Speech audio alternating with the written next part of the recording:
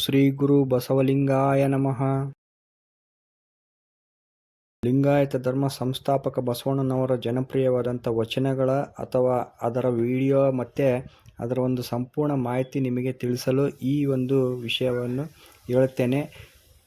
ತಂದೆ ನೀನು, ತಾಯಿ ನೀನು, ಬಂಧು ನೀನು, ಬಳಗ ನೀನು, ನೀನಿಲ್ಲದೆ ಮತ್ಯಾರಿಲ್ಲವಯ್ಯ ಕೂಡಲ ಸಂಗಮ ದೇವ ಅಂತ ಹೇಳುತ್ತಾ ನಿಮಗೆ ಈ ಒಂದು ವಿಷಯವನ್ನು ತಿಳಿಸಲು ಬಯಸುತ್ತೇನೆ. ಬಸವಣ್ಣನವರು 1134ರಲ್ಲಿ ಬಿಜಾಪುರ ಜಿಲ್ಲೆಯ ಬಸವನ ಬಾಗೇವಾಡಿ ಗ್ರಾಮದಲ್ಲಿ ಜನಿಸಿದರು.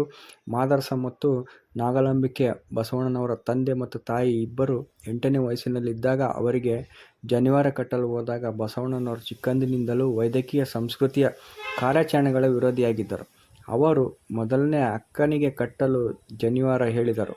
ಆಗ ಅಕ್ಕನಿಗೆ ಕಟ್ಟಲು ಬರುವುದಿಲ್ಲ ಎಂದು ಹೇಳಿದಾಗ ಪುರುಷ ಮತ್ತು ಮಹಿಳೆಯರ ಮಧ್ಯೆ ಸಮಾನತೆ ಇರಬೇಕು, ಭೇದ ಭಾವ ಇರಬಾರದು ಎಂದು ಅವರ ಒಂದು ನಂಬಿಕೆ.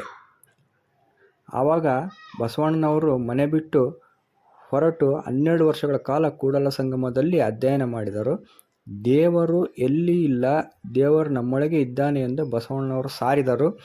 ಮತ್ತು ಎಲ್ಲರಿಗೂ ಬಸವಣ್ಣನವರು ನಂಬಿದರು.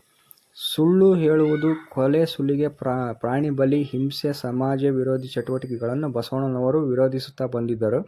ಬಸವಣ್ಣನವರು ಅನೇಕ ವಚನಗಳನ್ನು ರಚಿಸಿದ್ದಾರೆ.